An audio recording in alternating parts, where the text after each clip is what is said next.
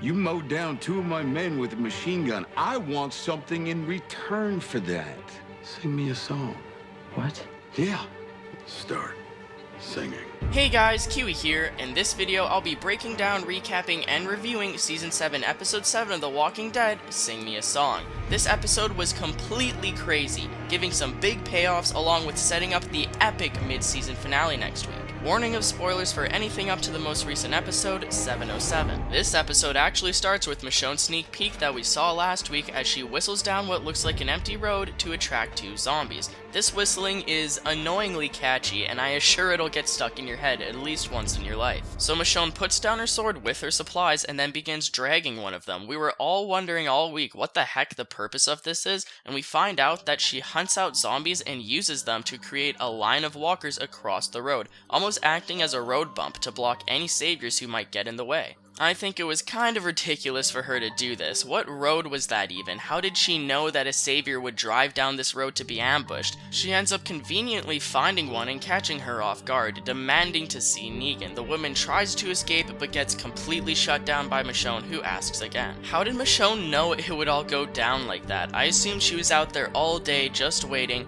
but how did she know a savior would come? And also only one as well. Would she have killed the others if there were multiple, only leaving one alive? You know, it's possible that she would have ended up doing this to multiple roads on multiple days, and maybe this wasn't her first time, but we were never led to believe that in any sort of way, so it's sort of just a gray area there. And regardless of any of that, we don't even find out what happens to her by the end of the episode. I have no clue what helpfulness she could even prove, especially since Carl just seems to be multiple steps ahead of her. This will come back around later, but right now let's just jump to Jesus and Carl as we see them hiding in the back of a truck while it's stopped. The saviors driving are out back having a break, waiting for the walkers up the road to pass. They complain that apparently it took all damn night for them to clear. They also compliment Negan's smart thinking on creating the wall to the sanctuary in order to keep the walkers out. So once the walkers up the road clear up, the truck starts moving again. Jesus and Carl get out of hiding as Jesus cuts a line into a box that will come back later, and also makes a trail out of the back of the truck with syrup. This is smart thinking by Jesus, as it will actually help him somewhat find his way back, since he wants to jump out before they actually reach the sanctuary. He tries convincing Carl to jump out of the truck with him, saying that it'll be fine, even though Carl seems extremely hesitant. Carl actually ends up somewhat easily tricking Jesus to jump out of the truck alone by telling him just to show him how to roll properly. Jesus takes this as a real aw shucks moment, and that's the last time that you think that we would see him for the episode, as you'd think that he'd presumably go back to the hilltop to make Sasha a map to the sanctuary or something like that, but we actually later see him on top of one of Negan's trucks, just to have him disappear. Now, I actually have a completely separate video on the channel that I just uploaded recently that's mainly talking about Jesus and Daryl. If you'd like to see that, feel free to check it out. But anyways, after Jesus gets tricked to jump out, he leaves Carl alone with his rifle just like in the comics as he awaits for the opportunity to see Negan. So the trolling that Jesus did earlier, cutting the bottom of that box open, actually gets Carl caught as the driver spills the drinks. Carl shoots the man who spotted him, jumping out of the truck, yelling at everyone else, trying to take charge. Carl's acting started out promising in this scene, but I can understand how fans argue that his acting may need improvement. They say this because watching Carl makes it feel obvious that he's just a little kid pretending to be a badass and not an actual badass. I only want Negan. He killed my friend. No one else needs to die.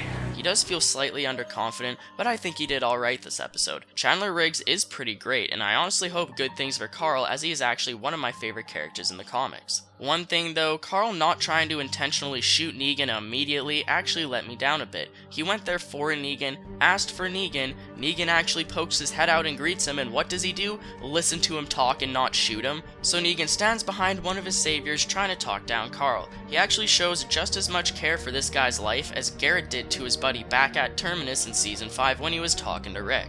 The second driver of the truck makes a sudden movement towards Carl and gets gunned down while Dwight tackles him. Now, Dwight didn't try beating up Carl like in the comics, but we do get to see the first of many crazy lines straight out of the comics delivered by Negan right before the commercial break. Is that any way to treat our new guests? This entire moment is intensified as we see Daryl witness all of this from the other side of the gate. It seems like Daryl has stuck to his decision to be their prisoner, still not showing a change since the beginning of episode 702. And aside from Daryl being there, I was so surprised that the script was incredibly accurate to the comic books as we hear more lines of Negan talking to Carl, walking him into the sanctuary. Come on, kid. I'll show you around. You playing, boys? It's burn the dead, unload the truck later. Now, I didn't necessarily intend on comparing and talking about the comics in the show all that much this video, but this episode is honestly panel by panel straight out of the pages, and I love that. Damn, I am not gonna have time to screw any of my wives today. I mean, maybe one. Now, don't get me wrong, I love both the comics and the show in their own separate ways, and it's completely fine if the show does something that the comics never did. I just simply cannot help but to gush when they execute accurate scenes so perfectly. Come on. What are you gonna do to me?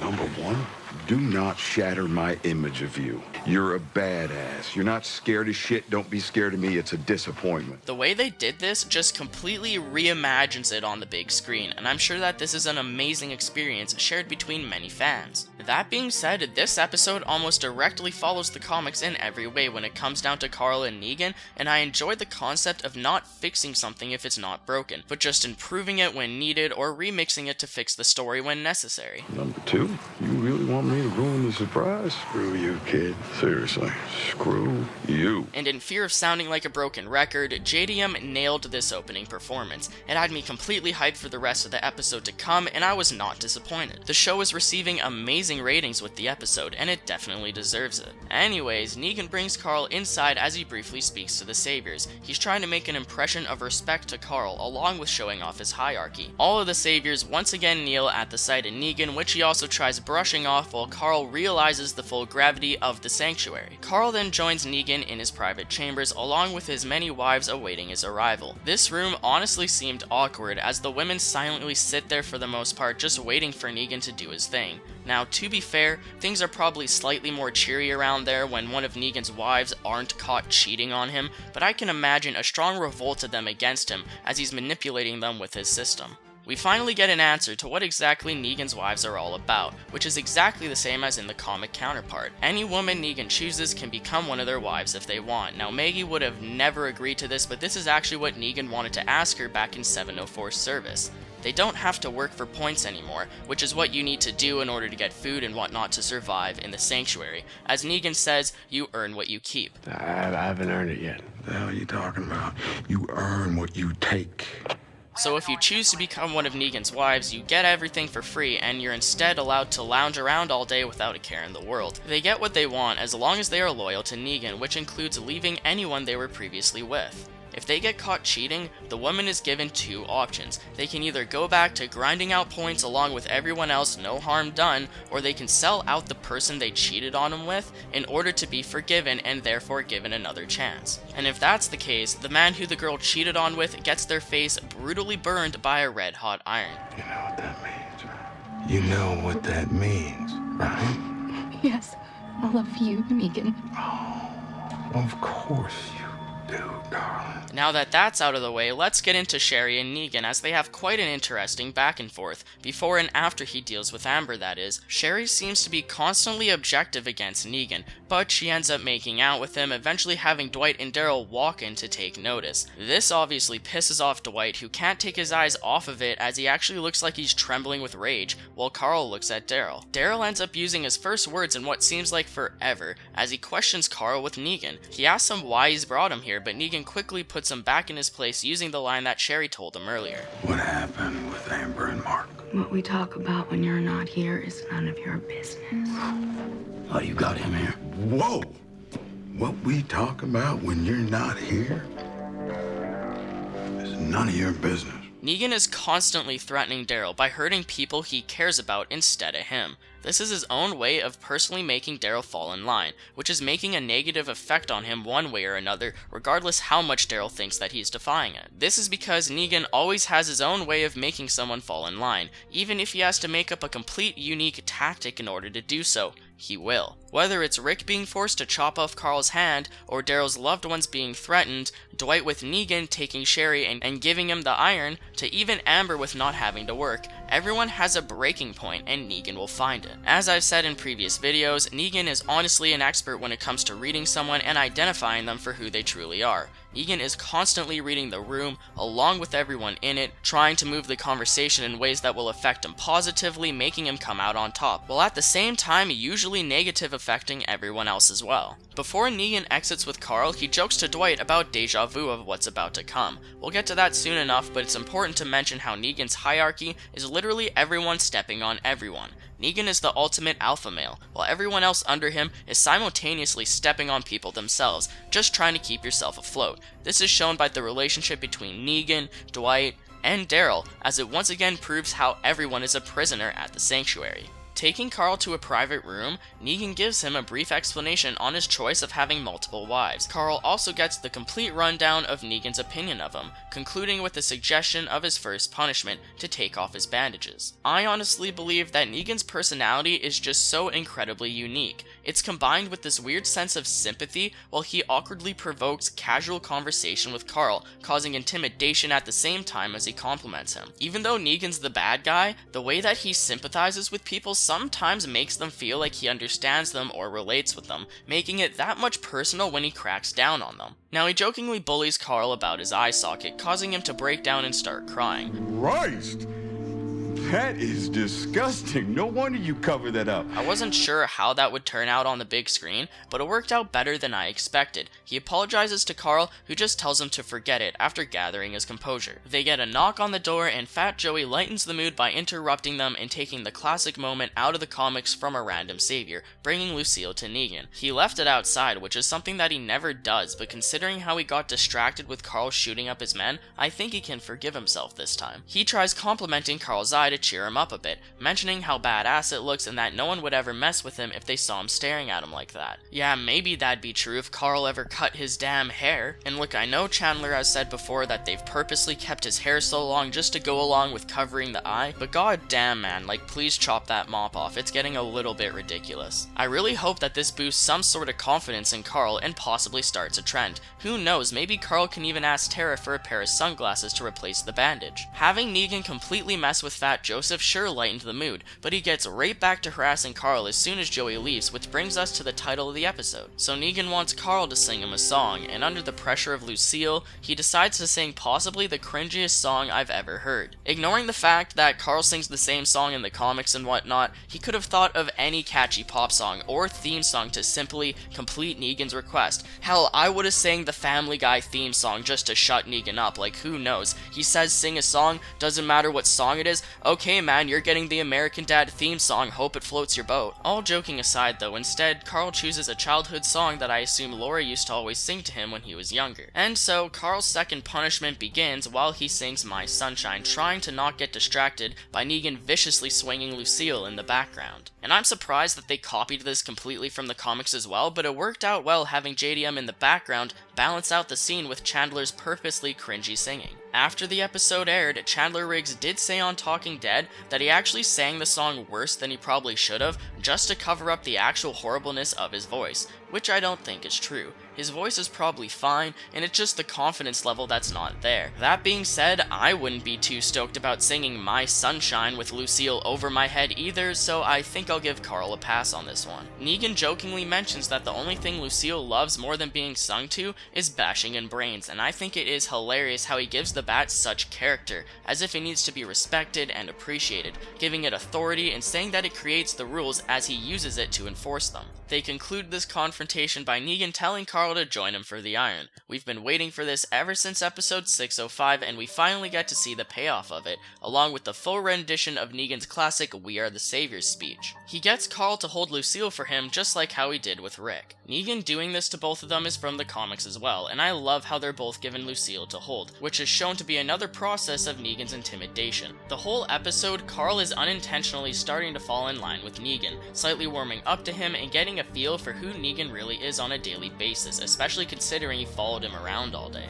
Now, I've covered this in my previous video breaking down the previews for the episode, but this speech is so freaking amazing, I'm glad that Carl and Daryl both got to experience it with us. Honestly, I believe that they should have made the execution of the iron more satisfying and gruesome, but I'm still glad that we finally got to see it the way it should have been showed. In my personal opinion, the way the iron smeared against Mark's face looked like some weird, awkward CGI, and something else that disconnected the experience of the iron is how we don't actually see Mark pass out. We see him scream horribly, then we look at Dwight, and then the next thing we know, Mark is already completely out. The build-up to it was crafted perfectly, and up until the moment that the iron actually hit Mark's face, I was cringing in a good way at the end of my seat. I just wish that the special effects were along the lines of Glenn's eyeball level gore, but I suppose that they just didn't put that much into it. I understand that The Walking Dead isn't a movie and they have to pump out 16 episodes a year, so they're really busy. And for what it is, they did do a good job with the iron, and the prosthetics, especially the part of the skin tearing off of his cheek,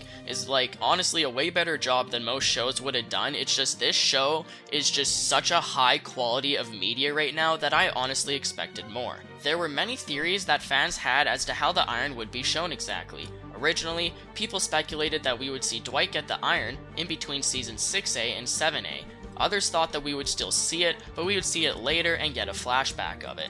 Some thought that we would even see Negan iron Daryl's face or something, but the way that we actually got it is just about the best situation that we could have had happen.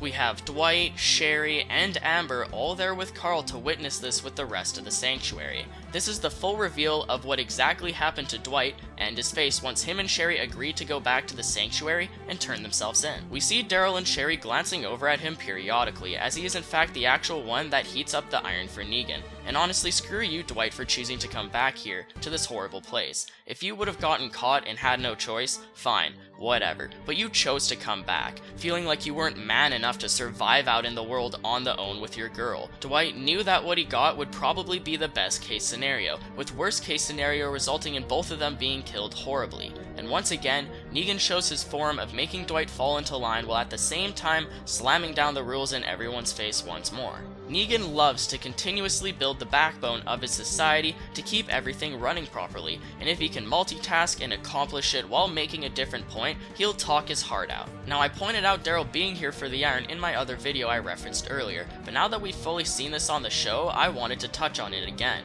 Daryl witnesses this all for the first time alongside Carl, practically paralleling the viewers in this moment. People who haven't read the comics and had no idea of what happened to Dwight's face are finally getting rewarded watching poor Mark get a nasty burn that even makes him piss himself along with pass out. This horrific punishment is not only extremely gruesome to ever imagine, but it's done in front of everyone as an example. I imagine that's extremely frowned upon to be carrying around that shame around you every day at the sanctuary, as you'll always be known as that guy Mark who pissed himself passing out while getting the iron, or that guy Dwight who brought his girl back to Negan with his tail between his legs instead of turning the other way and driving as far away across America as you can. And speaking of Mark pissing himself though, how horrible was it to watch Daryl clean up the piss right in front of Carl? It was completely meant to show Carl that Negan is in power, and that this heroic guy who was once your friend is now seen in such a position where he cleans up piss for Negan. Dwight and Sherry meet in the stairwell again for another smoke, just like in 703.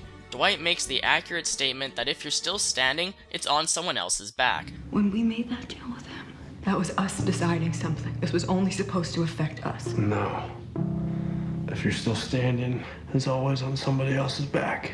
That essentially, as I pretty much said earlier, is the sanctuary wrapped up in a nutshell, and I could see that as their slogan now. This mini convo between the two of them will come back around later, I assure you, but right now I want to focus on how Negan brought Carl back to his private room. Carl asked Negan why he hasn't tried to kill Daryl, Rick, or himself yet. That question gets brought up at the very end of the episode once more, but for now, Negan answers it straight up. He wants Daryl to be a soldier, Rick to be a provider, and Carl is an entirely separate story that we'll have to wait until probably 708 to see fully conclude. Negan wants to keep them alive, as we know, because they're more productive alive than dead. Carl is right though, if Negan knew anything about what we knew as fans, he would probably just kill them all like how he did the men from the Oceanside community that were introduced last episode with Tara. Carl continues to stand up to Negan, saying how Negan won't kill him, along with threatening to kill Negan himself, or saying that he should just jump out a window so that Carl doesn't have to bother with it in general. You're a smart kid. What do you think I should do? I think you should jump out the window to save me the trouble of killing you. Once again, there's a hint of air that breaks the immersion with Carl, as he just seems like a kid who's trying to act tough, instead of someone who actually knows that they're tough. Negan just laughs this off once again, finally bringing him back to in between the front seats of one of the supply trucks. So outside at the entrance to the sanctuary, Negan tells Daryl that he's bringing Carl home because he seems worried, but after Daryl says something back to him, he gets sent to the box. When Daryl is looking up while he's getting dragged back by Dwight, he's actually looking at Jesus on top of the truck, which is what I mentioned earlier. So once Daryl gets back to his cell, he actually gets a note slipped under the door telling him to go now. This note includes a key and a match. Who could be helping them out here? I actually have a full video discussing this and my opinions of the relation between Daryl and Jesus, so feel free to check that out. That being said, Jesus isn't the only person that could possibly be doing this, he's just the person that I think is most likely, and if I had to choose one of three, if it's Sherry, Dwight, or Jesus, I'd like it to be Jesus, just because it would simply explain the reason as to why we saw him on top of the truck. Tying back into that conversation that Dwight had with Sherry though, it could possibly be Dwight. Dwight obviously hates Negan, he hates the decision he made, and even though in 703 he was trying to tell Sherry that, oh, they made the right choice coming back, it's obvious to both of them that they made the wrong choice coming back. Dwight obviously just misses Sherry so much, and after seeing her make out with Negan right in front of him, I believe that was the final straw. Now, while looking on social media, I have seen some very good examples as to why Dwight could be the person to help out Daryl. First off, apparently the key that Daryl was given was the key to his motorcycle. I'm not sure if that's true or not, but it's definitely an interesting concept. Second off, Dwight was just seen smoking. We know that Dwight smokes, so it makes sense that he would have a match. Could this actually be the first sign that we see of Dwight truly rebelling against the Sanctuary? Because I would actually love to see some sort of greater connection between him and Daryl, especially now that Daryl has seen the iron. Another possibility is that Sherry is actually trying to help out Daryl. Some people think that Sherry talking to Daryl all those times in 703 was completely planned by Negan, but others think that she really did it just to try and talk to him. She seems to be secretly talking to Dwight as well, so it seems legit for now. And the last thing that she told Dwight in response to him was saying how they aren't doing anything. We should go. Someone's going to see us. We're not doing anything. No, we're not. Is this Sherry's first step of doing something? She thought that she was making a good decision with Negan, but it hasn't worked out for her or Dwight whatsoever. After Dwight witnesses Sherry make out with Negan and Dwight and Negan both leave, you can see Sherry actually going and slamming down a ton of liquor while she cries. It is clear that Sherry absolutely hates this, and she's not the type of person to sell out Dwight, just like how Amber sold out Mark in this episode. Moving on to some of the side storylines going on in the episode, Aaron and Rick are shown waking up extremely early in the morning to continue their supply run. They jump over a fence with a warning that says, "Keep going, only thing here for you is trouble." So naturally they continue along the way, and we eventually find a rundown truck in the woods and they see a second sign.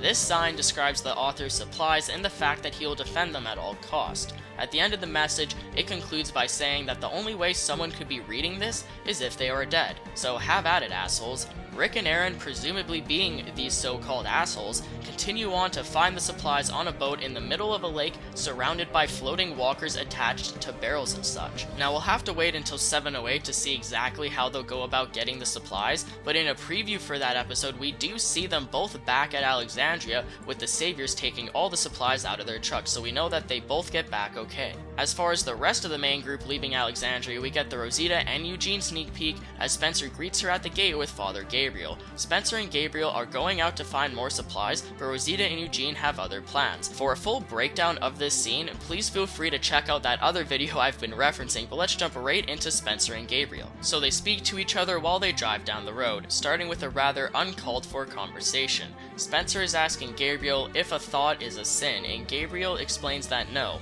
when it comes down to it, his thoughts don't really matter, it's his actions are what really matter. This causes Spencer to openly share quite a few of his negative thoughts about Rick and the main group of the show in general. Gabriel, who has had a complete 180 turnaround on Rick, stands up for him completely, while Spencer tries knocking him down again and again. Honestly, look for a Father Gabriel redemption discussion video on the channel here soon, but as far as Spencer goes, this is the millionth time we've heard Spencer complain about Rick. I get it, man, you hate him, but that doesn't mean that you have to make every conversation you have with people about it. And I understand that Spencer possibly just needed someone to talk to, thinking that the priest would be a solid choice, but Gabriel tells him that he is a giant shit and gets out of the car. What you're saying doesn't make you a sinner, but it does make you a tremendous shit. I wish that Spencer could turn things around and become an important asset to the group. As Father Gabriel tries to tell him, he is being a shit right now, but he can be redeemed. But it does make you a tremendous shit. Just for now. It doesn't have to be terminal. The point is that Spencer knows that all of this is true, but he chooses to go down the same path that he has been going down anyways, like in the comics, instead of changing his ways. Him realizing that Gabriel was right is why I believe that he became so angry, as he runs into the forest trying to find a zombie or something to take his anger out on since he heard some noise. So Gabriel and Spencer end up going their own separate ways. Gabriel decides to walk back to Alexandria, while as I said, Spencer hears something in the woods and starts aimlessly running through it. He comes across a walker perched up on a tree in the woods and pulls him down, causing the walker's arms to both detach. So what I don't understand here is the fact that how did the walker die? I suppose that it could have hit its head on the way down, but didn't it land feet first? And yeah, the arms got decapitated from the backpack, so I half expected the head to be as well, but nope, it's intact. Feel free to tell me if I'm missing anything, guys, but anyway, Spencer finds a note written in Latin in the guy's pocket, along with a pretty crazy bow. This is completely random and total speculation, but who knows, maybe Dwight can one day take the bow and finally give Daryl his crossbow back. Rosita and Eugene end up making it to the ammo factory that him and Abraham found last season. Eugene tries pleading with Rosita, saying that no matter what she does, unless they have an army, that they can't win. It doesn't matter if you're Rick Grimes, Daryl Dixon, and Michonne put together, you can't stop Negan alone. Eugene doesn't want to completely deny Rosita her plan, he just wants to wait until they're in a better situation. They need more people to fight back in order to make bullets for them, and right now it just wouldn't be worth it, along with considering how risky it is. Will the man who killed the man who saved our lives die? Maybe. Then make me a bullet. You're not talking me out of this, Eugene. Rosita doesn't take no for an answer, as she insults Eugene left and right, demanding a bullet. You don't know anything. You don't do anything.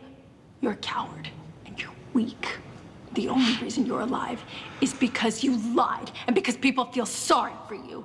Eugene ends up doing just that, and without further question. I'd like to also point out that last time Eugene was in this room last season with Abraham, he was telling him how he was a survivor. It was at that moment that Eugene stood up for himself again, finally declaring that he wants to kill walkers for himself, that he can take care of himself when it comes down to it, and that he doesn't need help anymore. Yeah, maybe he would sometimes appreciate a little help, but in his mind, he has learned what he needed to learn in order to effectively survive. This episode, however, Rosita is telling him the complete opposite of everything I just said, truly hitting him right in the feels. Later, when she apologizes, he tells her to stop and that she meant what she said. I just think that it's really cool how Eugene's two experiences in this room completely parallel each other, and I honestly didn't even realize that until my second watch through of the episode. So later, once they reach the gates, they meet Spencer on his way back, showing that he gathered tons of supplies. Apparently Spencer knows Latin from a class in high school, and his mom Deanna was right telling him that it would come in handy someday. When Spencer whistles the gate to be opened to Alexandria, to their surprise,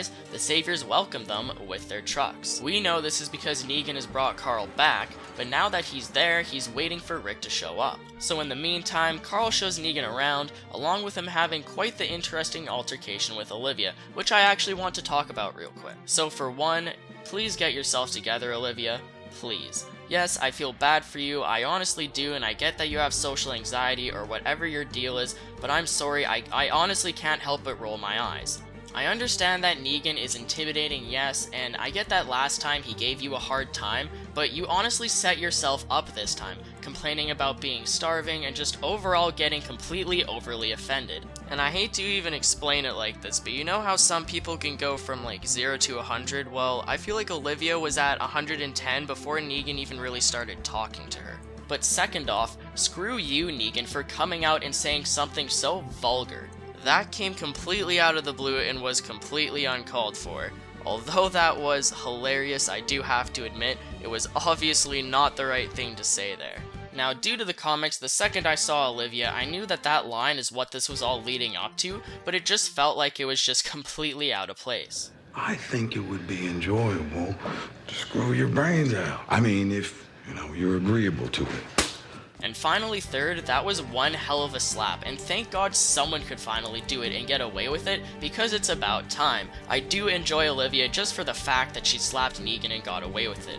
but I really hope that she gets herself together. And actually, in the sneak peek for next week, we see Tara talking to her, saying like, oh, you can go home, Olivia, I'll take your place, it's okay. And Olivia actually stands up and says, no, I gotta do this, and goes back inside. So honestly, good for her. Negan just loves pushing boundaries. No matter how basic or obscure, it's all a part of his personality and the persona he portrays. I think it's funny how Carl tries lying to Negan, telling him that Judith's room is just a bathroom. We then see Negan holding Judith on the porch of Rick's house sitting with Carl. Negan just loves every moment of this, asking Judith why he should keep her alive along with her family, questioning why he's trying so hard. This episode ends with him telling her that maybe he should just practically kill everyone and take over. It was just so crazy and mind-blowing having Negan discover Judith, because comic spoilers from like way back to the prison story arc, Judith actually dies with Lori. What did you guys think of the episode? I thought it was completely packed with an amazing story and I loved it. I'm sure tons of people are extremely happy with the way this episode was executed, and I cannot wait for the mid-season finale. Let me know of any opinions that you have for this episode down below. How do you think the show handled Carl and Negan's relationship? And was it Sherry, Dwight, or Jesus who let Daryl out? If he even sees this, how do you think that Rick will react to Judith being held by Negan, along with when he finds out what Carl did? As a matter of fact, will Negan even tell Rick about what Carl did? After all, they're back home, he could just play it off. That's just a completely random thing to speculate, as it would be so crazy to have him keep that secret with Carl. But that's pretty much it for this video, guys. I got a few other videos lined up for the rest of the week leading up to the mid-season finale, so look forward to those in the near future. I honestly really appreciate the support you guys have been giving me, so I hope it wouldn't be too much to ask for a like on the video if you've enjoyed anything I've said today. Thank you so much for watching, guys, and until next time, I'll talk to you later. Peace out.